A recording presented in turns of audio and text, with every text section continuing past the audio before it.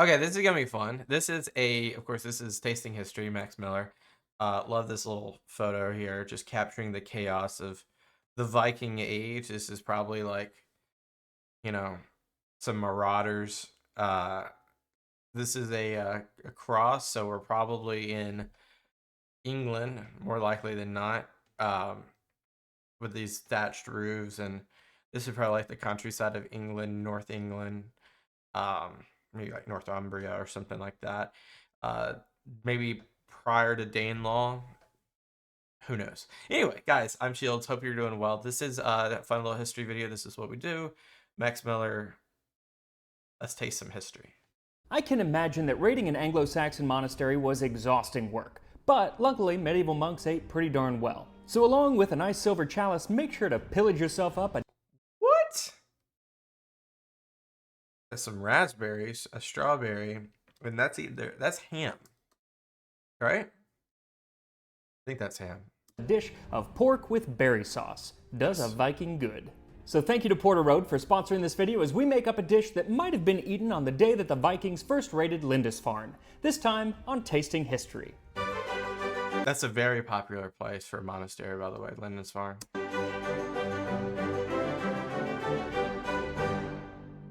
Yes, June 8th, 793 is seen as the day that the Viking Age kicked off with the raid on the Northumbrian monastery on the Isle of Lindisfarne. And June is a great time to start the raiding season because the snow is all gone, the seas are relatively calm, and it's berry picking season, which is why we're making the recipe that we're making today. Unfortunately, the thing about making recipes from this period in history is there are no recipes from this period, at least in Northern Europe. So we have to rely on other writings from the time that have to kind of do with food and archaeology, which brings me to this wonderful book called An Early Meal.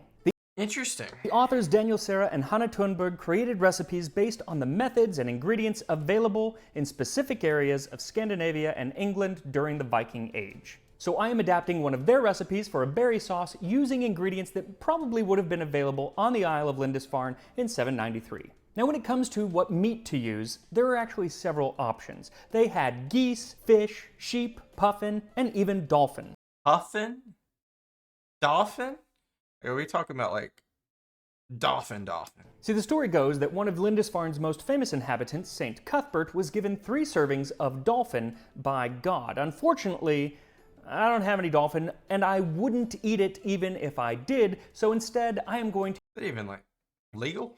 to use some meat that I got from today's sponsor, Porter Road. Porter Road is an online butcher based in Tennessee that was started by 2 chefs who wanted to help people get their hands on quality cuts of meat like this wonderful pork tenderloin or this gorgeous bone-in ribeye. They also offer less common cuts of meat like Merlot steak or this Denver steak with gorgeous marbling. And I had never had this cut of meat before, and let me tell you, it is brilliant. It has all of the flavor of something like a chuck roast, but the tenderness of a filet. Porter Road works with local farmers who pasture raise their animals and practice humane animal husbandry. There's no added hormones or frozen, nice. and in addition, hot Italian. Click the link in the description.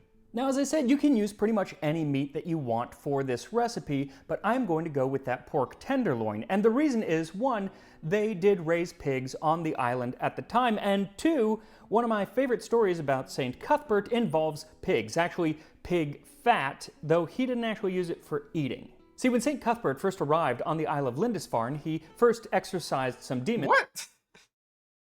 Eating. See, when St. Cuthbert first arrived on the Isle of Lindisfarne, he first exorcised some demons, which is what I did when I moved into the new place, and then he built himself a house. But very quickly, he noticed 2 ravens picking at his thatched roof because they were trying to make their nest. And even though he was a saint, he lost his patience and banished them both from the island. But after 3 days, one of the 2 returned to the feet of the man of God with humble cries, asking his pardon and indulgence. Well, I guess Cuthbert had had time to cool down, and so he said, okay, you guys can come back to the island, and as a thank you, they brought him some pig fat, lard, and it was enough that for the next year, he was able to grease the boots of any visitors who came. See, in Anglo-Saxon England, it was a great honor to have your boots greased, whereas when I offer to spread pig fat on people's Converse, I get weird looks.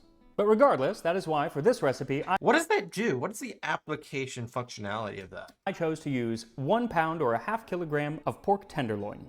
You'll also need some salt for seasoning, 2 tablespoons or about 25 grams of lard or another oil for cooking, 1.5 cups or about 125 grams of chopped spring onion or leek, 2 teaspoons brown mustard seeds, roughly crushed, 1 pound or a half kilogram of fresh berries, So we got blackberries, strawberries, and raspberries. 1 teaspoon chopped mint, a half cup or 120 milliliters of water, and a half cup or 120 milliliters of mead.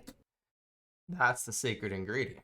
I'm using this wonderful mead from Denmark called Viking blood, Oh my gosh, that's cool. not made with actual blood nor actual Vikings, but it is absolutely fantastic, and I'll put a link in the description to where you can get that from Curiata, but honestly, you can use any mead you want. So how you cook the meat is also really up to you, but the Anglo-Saxons loved boiling everything. Meat, fruit, vegetables, fish, you name it, they boiled it. Sometimes they would add milk or honey or wine or mead to help flavor it, but even so, boiling a pork tenderloin just doesn't seem like a good thing to do. Luckily, while not as common, they would roast meats over an open flame, or I was recently reading the leechdoms, as one does, which are What's a leechdom? Is that like a appendix version of like a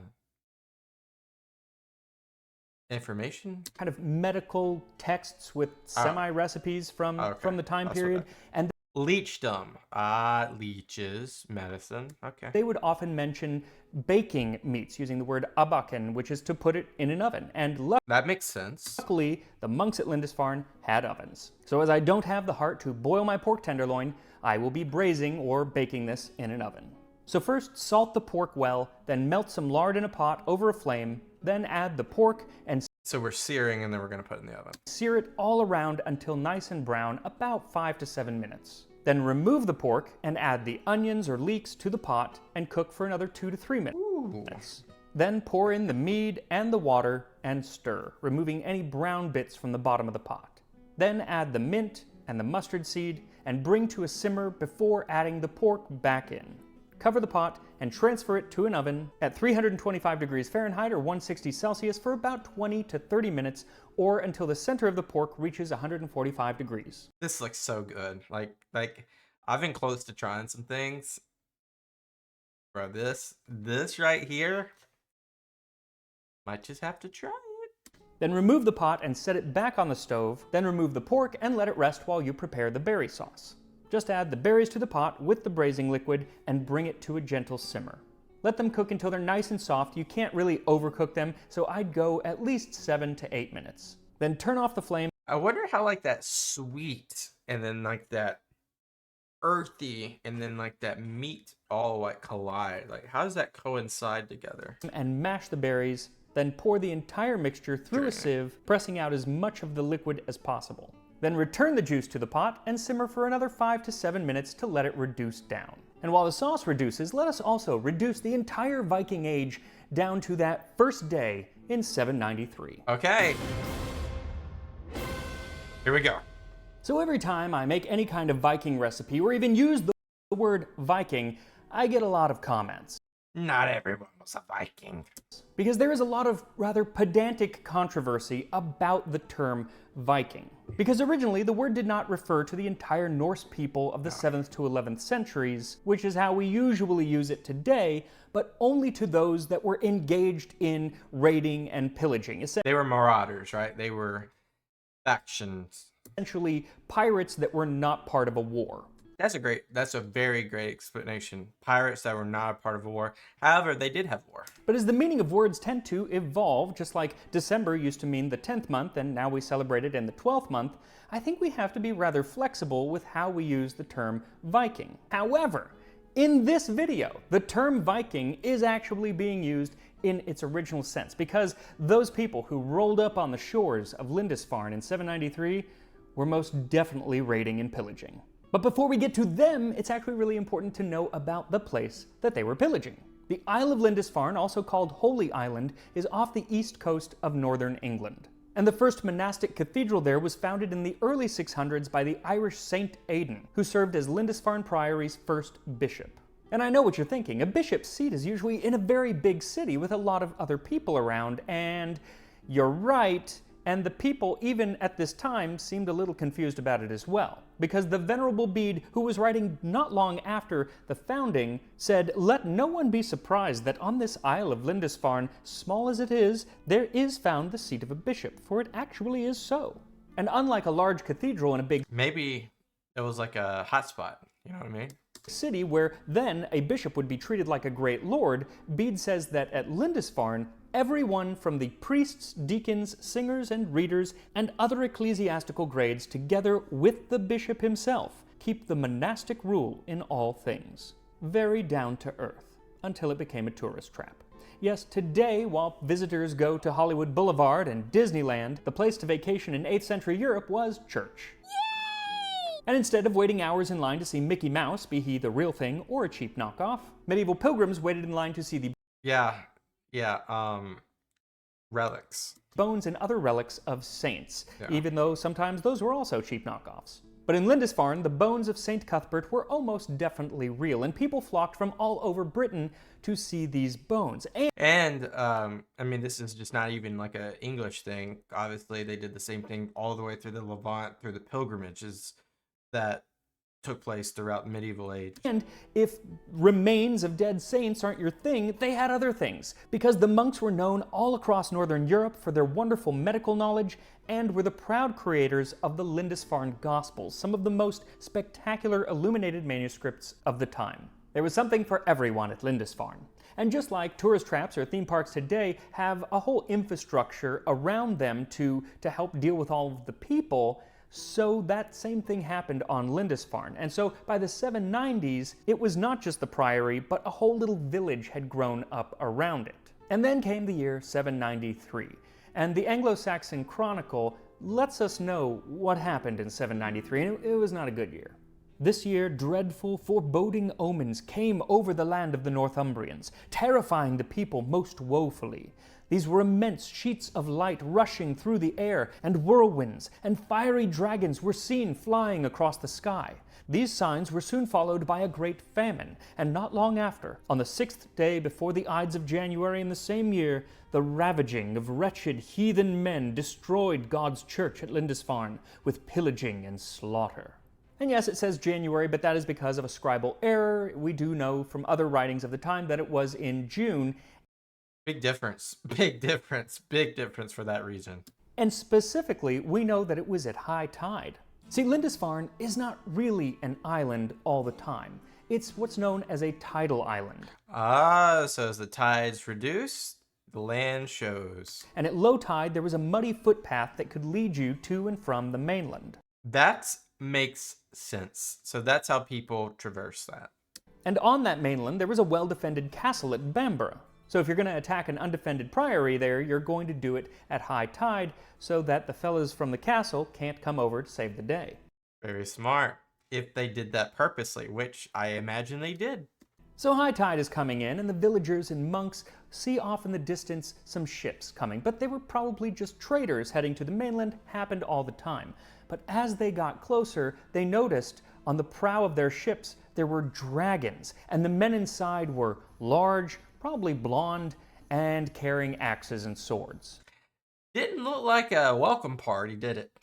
They came to the church at Lindisfarne, laid everything waste with grievous plundering, trampled the holy places with polluted steps, dug up the altars, and seized all the treasures of the holy church. Wow. They killed some of the brothers, took some away with them in chains. Many they drove out, naked and loaded with insults.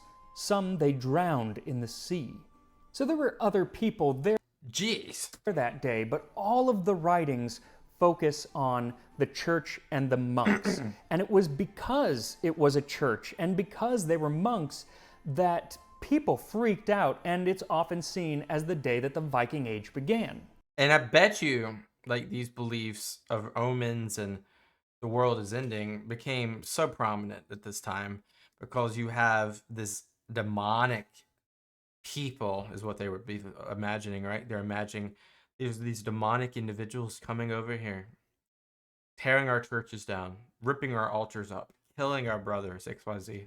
It also helped that word of the event actually spread very far, very quickly, Oh, imagine. because of correspondence from Bishop Higbald, who was there that day and actually survived, writing to Alcuin, who was a scholar at the court of Charlemagne. And Alcuin, writing back to Higbald, was shocked that the Vikings poured out the blood of saints around the altar, laid waste the house of our hope, trampled on the bodies of saints in the temple of God, like dung in the street. See, there had been other Viking raids that just never really got much attention because while it's, never a good thing to kill peasants and tear up villages, Alcuin and the others of the time were worried about the church. For what assurance is there for the churches of Britain if St. Cuthbert defends not his own? Either this is the beginning of greater tribulation, or else the sins of the inhabitants have called it upon them. Yeah, it was a greater tribulation of a Viking Age. Truly, it has not happened by chance, but is a sign that it was well merited by someone. They're saying basically this was something that came about to balance the world in some sort of fashion, whether it be called upon by God and so forth, because to diminish the sins that might have been done. In all reality, these opportunists or Vikings are, they're very much from what I understand, the food, like the food system in Scandinavia was very much scarce. Not always, but pretty scarce. So it led a lot of people down a marauding path, and then this became sport, but then sport also coincides with security and safety. These people didn't just do it to do it, right? They do it for the survival of their own people. So the craziness though is the long periods of or not periods, the long stretches of water, of ocean they traversed. So that's just the crazy part. So first he blames the bones of a dead saint for not coming to the rescue, and then in one of history's most infamous cases of victim blaming, he actually pins it on the monks. Well, I mean, we're not going to have much logic out of these individuals. Saying that they were kind of asking for it because of the fact that they were drinking and of how they were dressed. Do not glory in the vanity of dress. That is cause for shame, not boasting in priests and servants of God. Do not blur the words of your prayers by drunkenness. Do not go out after the indulgences of the flesh and the greed of the world. Stand firm in the service of God, and the saints will not cease protecting you. Yeah, what was the guy gonna do? Come out of put his bones together and come out like, I don't know, man. If they see you following their example. Sounds like a jerk, but he did promise to at least bring the matter up with Charlemagne, if only to try to get some of those monks who had been sent into slavery back. When our Lord King Charles returns from defeating his enemies, by God's mercy, I plan to go to him, and if I can do anything for you about the boys who have been carried off by the pagans as prisoners, or about any other of your needs, I shall make every effort to see that it is done. And we don't know if he ever got any of them back, but probably not. And even if he had, it would have been a small victory because for the next few centuries, the Vikings went nuts. They spread across Britain. Yeah, look at this. And by the way, Dublin, obviously, as we know, is a Viking settlement. There's many Viking settlements. Normandy, they went down the Dnieper. They went through, the Mediterranean. Obviously, there's Vinland at the top left of this, which is, of course, North America, the first Europeans to reach North America. This Novgorod, like the Vikings itself, probably had just as much stake of like European lineage and heritage to every single place that currently exists in Europe than just about anything. Like, I mean, it like obviously Roman Empire is probably number one, obviously, but then when you look at the other like ethnics and groups that possibly have created legacy here, Vikings got to be a top 3 choice.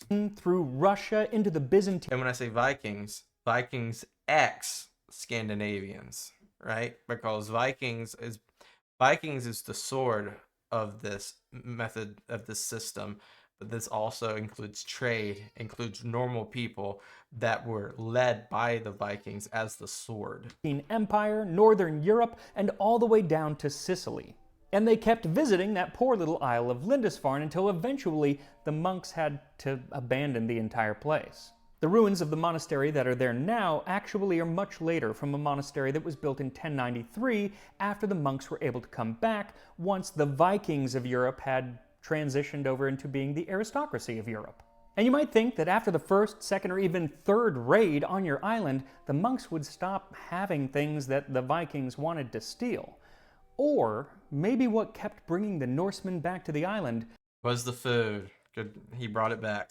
was the temptation of a wonderful pork with berry sauce. Yep. And here we are, pork tenderloin with berry sauce that might have been eaten at the beginning of the Viking Age. This is like a really good Thanksgiving food, too.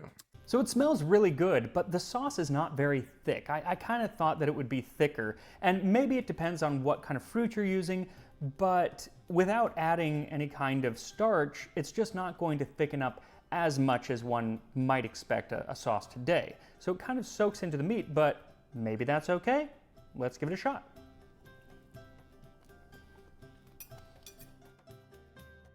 It's okay.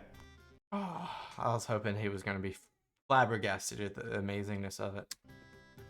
First of all, the pork is absolutely fantastic, and it's kind of a nice neutral palate that lets the sauce really shine. And shine it does, because at first it's really very sweet, but then the sweetness is completely eclipsed by these much more interesting flavors of the mustard, And the mints. of the actual meat that was Oh, cooked. That was in the sauce, the meat juice, and then you get a little bit of the spice from the leek or the onion, and then only at the very, very end do you get a hint of that mint. It's kind of refreshing. It's really, really interesting. It's a wonderful mix of the flavors, and it could go on pretty much, like I said, it could go on pretty much any meat. But I think that with something a little lighter like a pork or a chicken, it's going to shine more than something really gamey that has a lot of flavor that makes sense. in the meat itself. So follow me on Instagram. Dang! All right. So we have.